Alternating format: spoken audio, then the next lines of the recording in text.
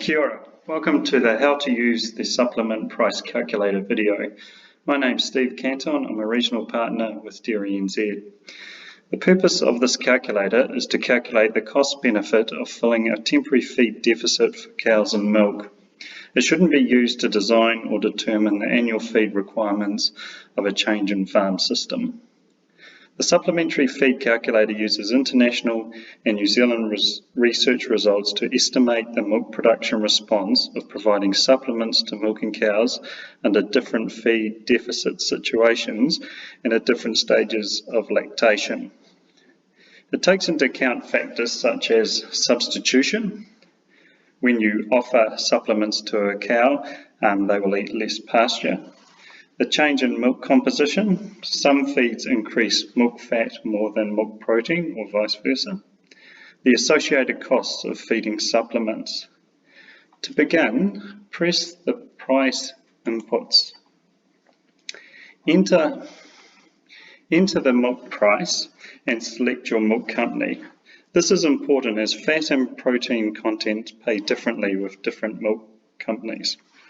Please note, if you're a share milker, you should use the actual milk payout and the actual supplement cost. In this example, we're going to use a milk price of $9 and our dairy company is Fonterra.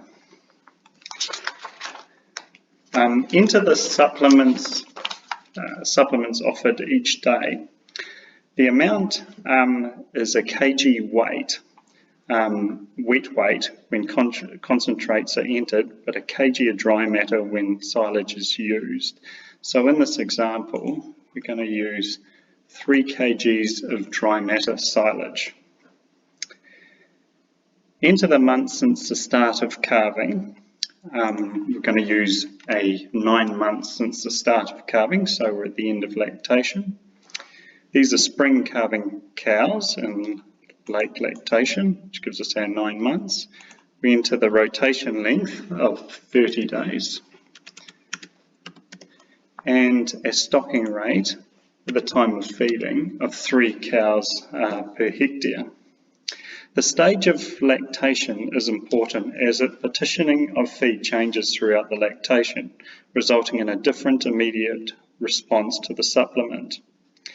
Now enter feed inputs. In this example, we're looking to feed maize silage on a feed pad. The type of supplement offered affects the composition of the milk solids produced. Feeds high in starch, such as barley and maize, increase the production of protein more than fat on average. Feeds high in fibre or fat, such as palm kernel, increases the fat more than the protein. The feeding method is important.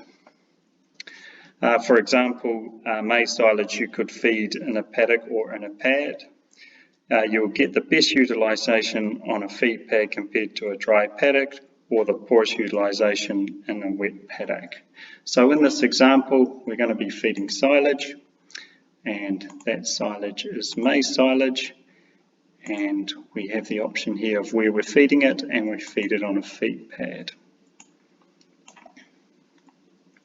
We then add the price of the supplement delivered, and in this example it's $500 a tonne delivered. The feed data through here is automatically populated when you select the feed. If you have tested your feeds, you can use the results of that test in the custom feed option input down here. It's important to note that when you enter the next section, which is the post-grazing residual, kgs of dry matter per hectare, that the post-grazing residual you enter in here is what you would achieve if you didn't feed the supplement, and that's noted in the question icon there. So always remember that it's what my residual would be if I didn't feed that 3 kgs of maize silage. In this example, we would have had a residual of 1400 kgs of dry matter per hectare. Next you click on calculate, and you have a summary of what you've been feeding down here in the results section.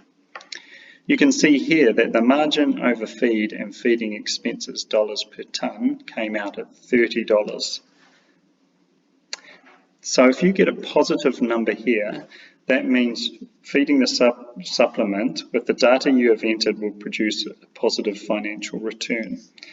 If you receive a negative result, this feed is not going to give you a financial return. If you would like to know the response you're getting from feeding up here 3 kgs of supplement, that's going to give us a 214 grams of milk solids per cow per day response from that. You can also do a calculation where you divide the 214 by the 3, and that comes out at 70 grams of milk solids per kg of supplement being fed, which is a common measure used in the industry. If you'd like to compare different supplements, you come up to these 2 other options here, and you can load in different feed options there and see how whether they give you a financial return as well. I hope this video has helped you learn more about how the supplement price calculator can be used. If you have any questions, contact us on 0800 for DairyNZ, which is 0800 324 7969, or send an email to info@dairynz.co.nz.